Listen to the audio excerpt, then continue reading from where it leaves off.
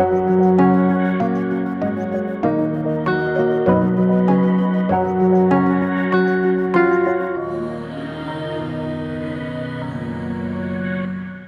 പേര് അനു എന്നാണ്. ഞാൻ ഇടുക്കി ജില്ലയിൽ കട്ടപ്പനയിൽ നിന്നാണ് വരുന്നത്.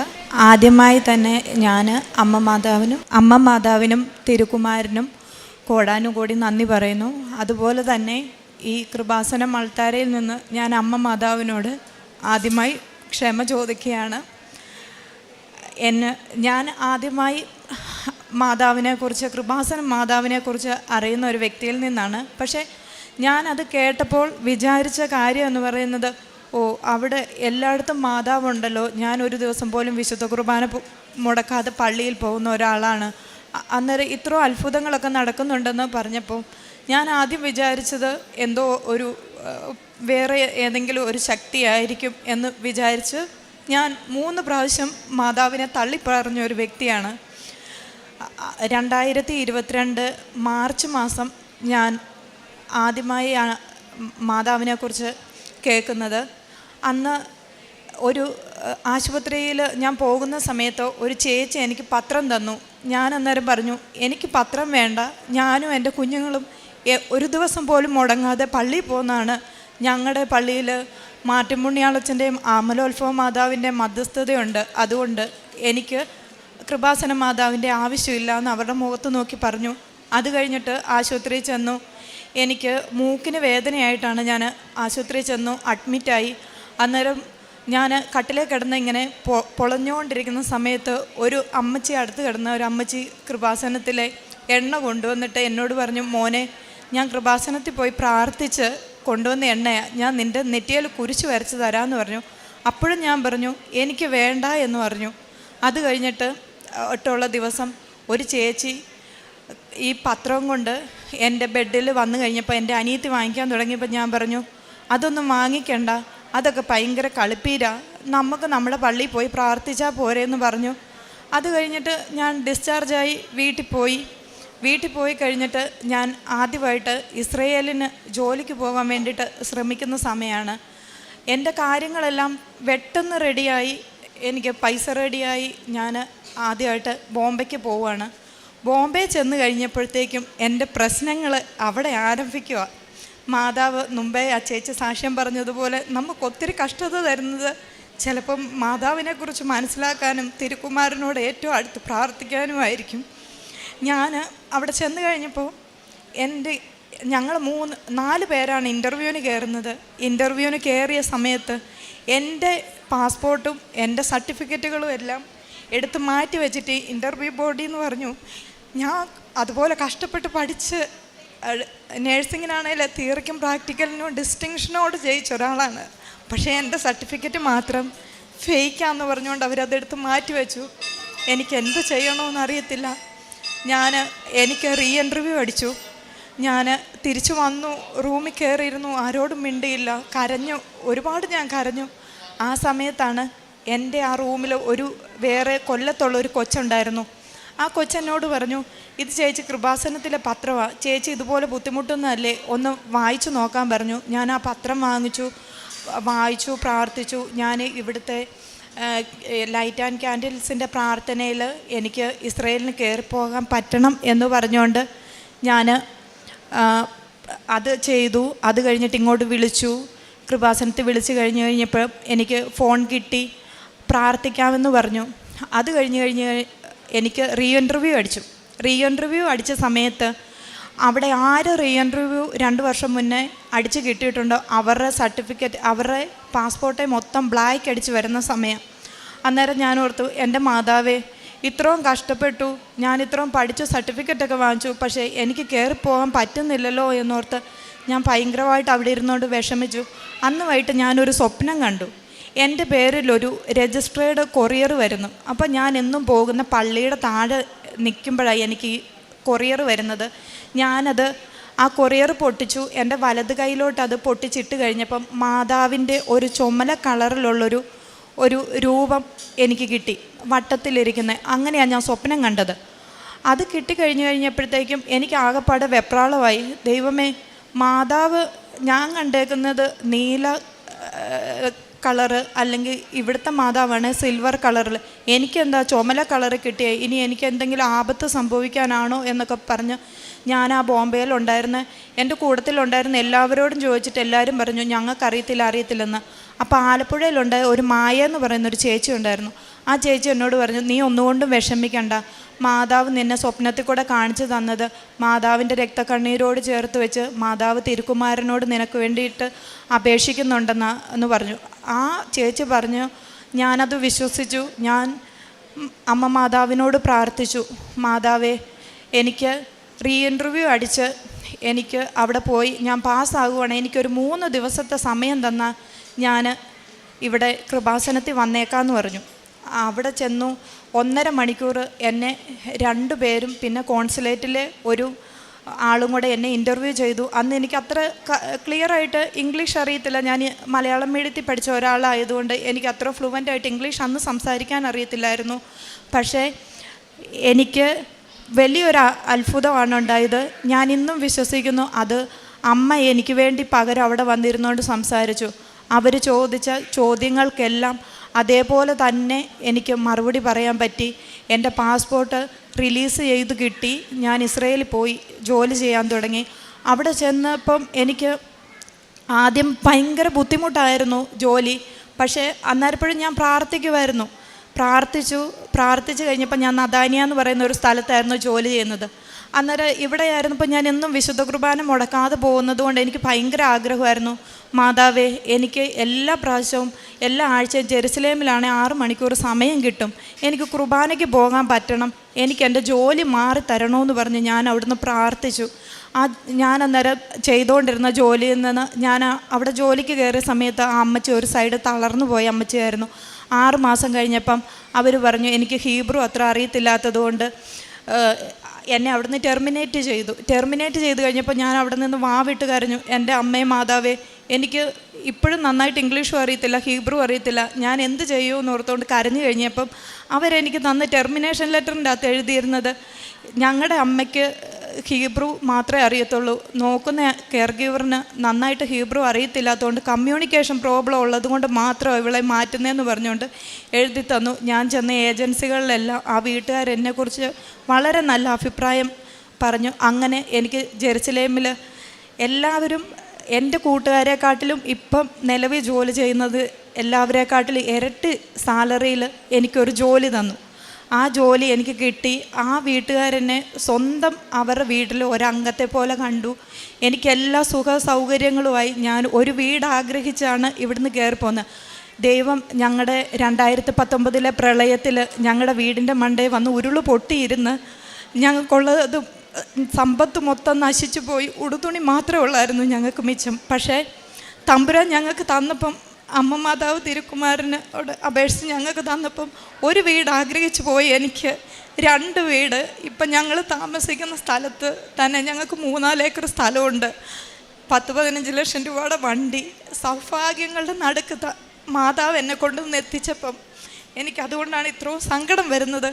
ഞാൻ മാതാവ് അവിടെയായിരുന്നപ്പോൾ ഞാൻ എപ്പോഴും ഓർക്കുമായിരുന്നു, മാതാവേ എല്ലാവർക്കും 45 ദിവസമേ ലീവ് കിട്ടത്തുള്ളൂ. എൻ്റെ 4ാമത്തെ കുഞ്ഞിന് 9 മാസമായപ്പോൾ ഞാൻ ഇസ്രയേലിന് കയറിപ്പോയതാണ്. ഇപ്പോൾ അവൾക്ക് 3 വയസ്സായി. എനിക്കൊരു 2 മാസം ലീവ് വേണം മാതാവേ എന്ന് പറഞ്ഞുകൊണ്ട് ഞാൻ ഇങ്ങനെ പറഞ്ഞു. ഞാൻ അന്നൊക്കെ അവിടെ തന്നെ ആയിരുന്നത് കൊണ്ടായിരിക്കാം ഞാൻ ബൈബിൾ വായിക്കുമായിരുന്നു, പ്രാർത്ഥിക്കുമായിരുന്നു, ജപമാല ചൊല്ലുമായിരുന്നു, എല്ലാം ചെയ്യുമായിരുന്നു. ഞാൻ ജോലി ചെയ്തുകൊണ്ടിരുന്ന വീട്ടിൽ എനിക്ക് സർവ്വ സ്വാതന്ത്ര്യമായിരുന്നു. അങ്ങനെ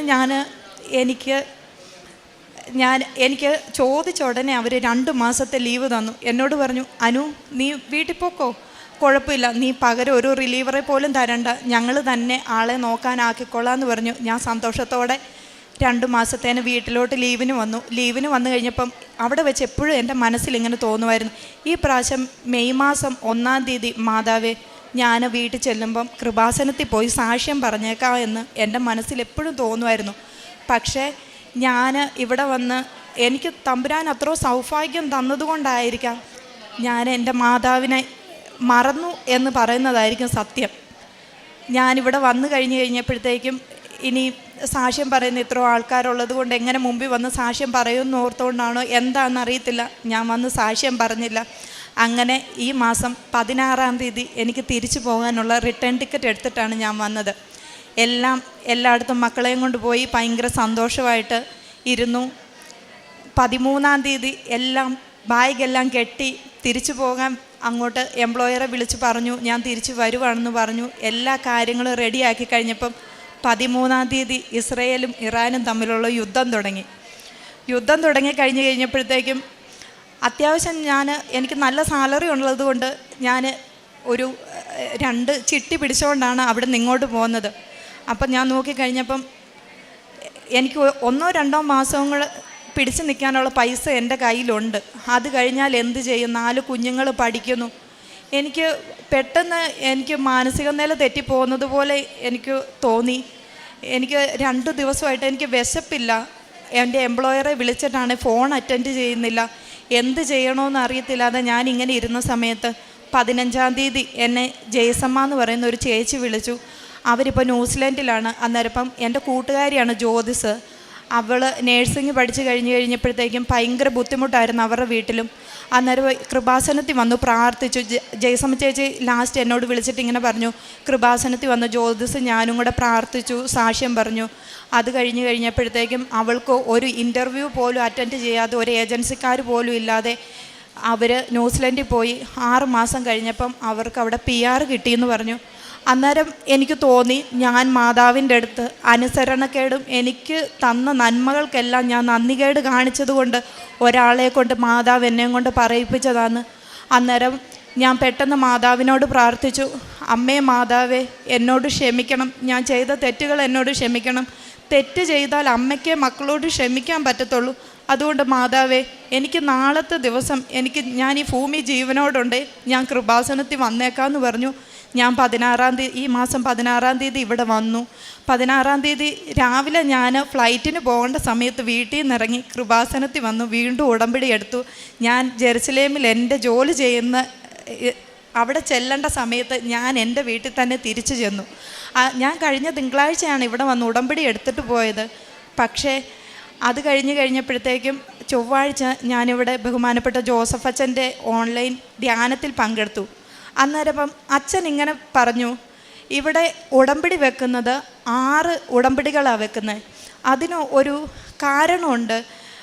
യേശു കാനായിലെ കല്യാണത്തിന് ആദ്യമായിട്ട് അത്ഭുതം ചെയ്തത് 6 കൽഭരണികളിലാണ്. അതുപോലെ തന്നെ 6 ദിവസം കൊണ്ട് യേശു ആകാശവും ഭൂമിയും സൃഷ്ടിച്ചു. 7-ാം ദിവസം സമാധാനമായിട്ടിരുന്നു. അതുകൊണ്ട് നീ 6 ദിവസങ്ങളിൽ വിശ്വസിക്കുന്നുണ്ടെങ്കിൽ നീ വിശ്വാസത്തോടെ പ്രാർത്ഥിച്ചോ, നിൻ്റെ കാര്യങ്ങൾ സാധിക്കുമെന്ന് പറഞ്ഞു. ഞാൻ അന്ന് മുതൽ വീണ്ടും നന്നായിട്ട് പ്രാർത്ഥിക്കാൻ തുടങ്ങി, ബൈബിള് വായിക്കാൻ തുടങ്ങി. ഞാൻ അന്നേരം അമ്മ മാതാവിനോട് എന്ത് സങ്കടം ഉണ്ടെങ്കിലും നേരത്തെ ഒരാളോട് പറയുന്നത് പോലെ പറയുമായിരുന്നു. എൻ്റെ ബുദ്ധിമുട്ടുകളും പ്രയാസങ്ങളും ഞാൻ വേറെ ആരോടും പറയാൻ പോവുകയല്ല.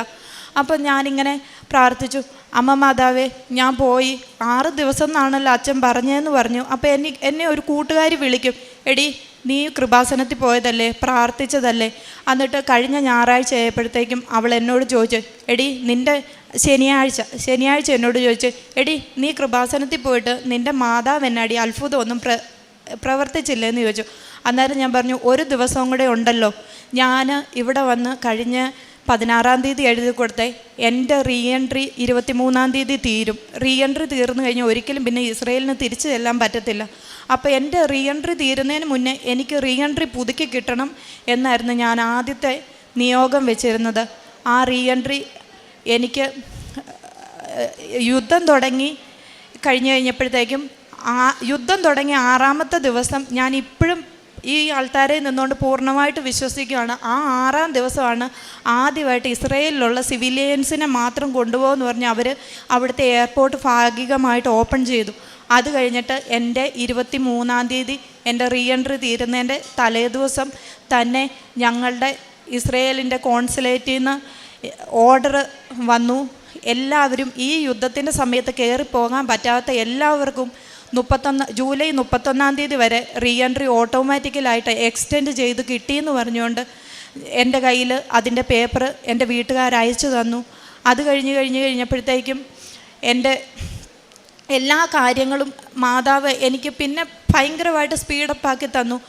അന്നേരം അച്ഛൻ ഒരു കാര്യം കൂടെ പറഞ്ഞു, നിന്നെയും കൊണ്ട് ചെയ്യാൻ പറ്റാത്ത കാര്യങ്ങളാണെങ്കിൽ നീ അത് വിശ്വസിച്ച് പ്രാർത്ഥിച്ചു കഴിഞ്ഞാൽ വിശ്വസിച്ചാൽ നീ ദൈവത്തിൻ്റെ മഹത്വം കാണുമെന്ന് ആ ധ്യാനത്തിൽ പറഞ്ഞായിരുന്നു. ഞാൻ വിശ്വസിച്ചു, പ്രാർത്ഥിച്ചു. അതുപോലെ തന്നെ എൻ്റെ കൂട്ടത്തിൽ ഇവിടെ പോകാൻ പറ്റാതെ നിൽക്കുന്ന കൂട്ടുകാർക്കെല്ലാം ഫ്ലൈറ്റ് റീഷെഡ്യൂൾ ചെയ്ത് കിട്ടിയില്ല. പക്ഷേ ഞാൻ ഇന്ന് രാവിലെ 4 മണിക്ക് വീട്ടിൽ നിന്ന് ഇറങ്ങുന്നതിന് മുന്നേ തന്നെ എൻ്റെ ഫോണിൽ എൻ്റെ 2-ാം തീയതി എൻ്റെ ടിക്കറ്റ് കൺഫേം ആയിട്ടുണ്ട്, തിരിച്ചെനിക്ക് കയറിപ്പോകാം എന്ന് പറഞ്ഞുകൊണ്ട് എല്ലാ കാര്യങ്ങളും മാതാവ് എൻ്റെ കയ്യിൽ നിന്ന് 1 രൂപ പോലും പോകാതെ ഞാനെന്നാൽ ജോർദാൻ വഴി പോകാം. അന്നേരം എൻ്റെ വീട്ടുകാർ പറഞ്ഞു അതുവഴി വരരുത്, ബുദ്ധിമുട്ടാണെന്നൊക്കെ പറഞ്ഞു, അവിടെ അപകട സാധ്യത ഉണ്ടെന്നൊക്കെ പറഞ്ഞു. പക്ഷേ എൻ്റെ കയ്യിൽ നിന്ന് 1 രൂപ പോലും പോകാതെ മാതാവ് എനിക്ക് എൻ്റെ ടിക്കറ്റ് അത് റീഷെഡ്യൂൾ ചെയ്ത് തന്നു, എന്നെ അനുഗ്രഹിച്ചു. അതുപോലെ തന്നെ എൻ്റെ മൂത്ത മകന് പഠിക്കാൻ ഇച്ചിരി പുറകോട്ടായിരുന്നു. ഞാൻ അന്ന് 2 വർഷം മുന്നേ ഇവിടെ വന്നപ്പോൾ നിയോഗം വെച്ചിരുന്നു, അവനെ നന്നായിട്ട് പഠിപ്പിക്കണേ മാതാവേ എന്ന് പറഞ്ഞുകൊണ്ട്. ഇപ്പോൾ അവൻ ക്ലാസ്സിൽ 10ലാണ് അവൻ പഠിക്കുന്നത്. അവൻ പഠിക്കുന്ന സ്കൂളിൽ അവൻ ക്ലാസ്സിൽ സെക്കൻഡാണ്.